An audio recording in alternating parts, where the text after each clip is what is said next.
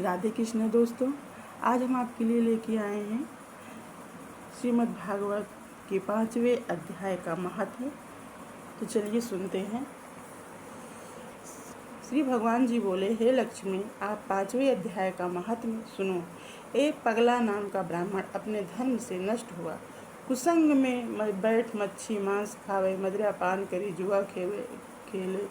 जब उस ब्राह्मण को जात से निकाल दिया तो वह किसी दूसरे नगर में चला गया और दैयोग से पिंगल राजा के यहाँ नौकर हो गया। राजा से और लोगों की चुंगलियाँ किया करे।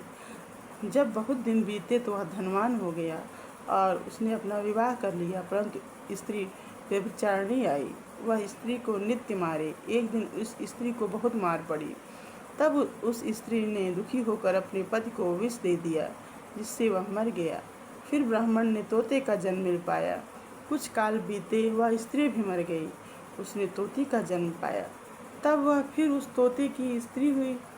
एक दिन उस तोती ने तोते से पूछा, हे तोते, तूने तोते का जन्म क्यों पाया?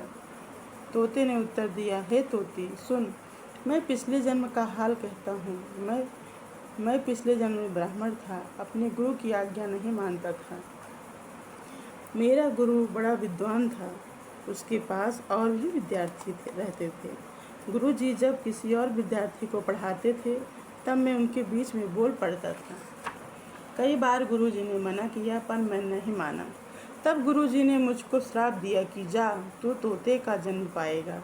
इस कारण तोते का जन्म पाया। अब तू का किस कारण से तोती हुई? तोती ने उत्तर दिया, मैं पूर्व जन्म में ब्राह्मणी थी। जब ब्याही आई तब मैंने पति की आज्ञा नहीं मानी थी। तब पति ने मुझे मारा। तब मैंने एक दिन पति को विष दे दिया और वह मर गया। यह सुनकर तोते ने कहा, तू बड़ी नीच है, तू अपने पति को विष दे दिया। तोती ने कहा, नरक के दुख भी तो मैंने ही सहे हैं। अब तो मैं तुझे अपना पति मानती हूँ।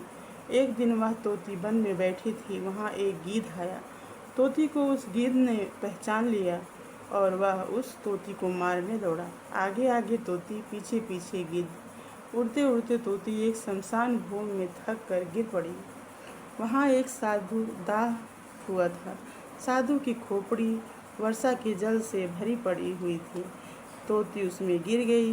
इतने में वह गिद्ध आकर उस तोती को मारने लगा। उस खोपड़ी के जल से उसकी देह भीग गई और दोनों आपस में लड़ते लड़ते मर गए और अधम देह से छूटकर देव देह ही पाई। विमान आए जिस पर बैठकर दोनों वैकुंठ गए। वह खोपड़ी उस साधु की थी जो गीता के 5वें अध्याय का पाठ किया करता था।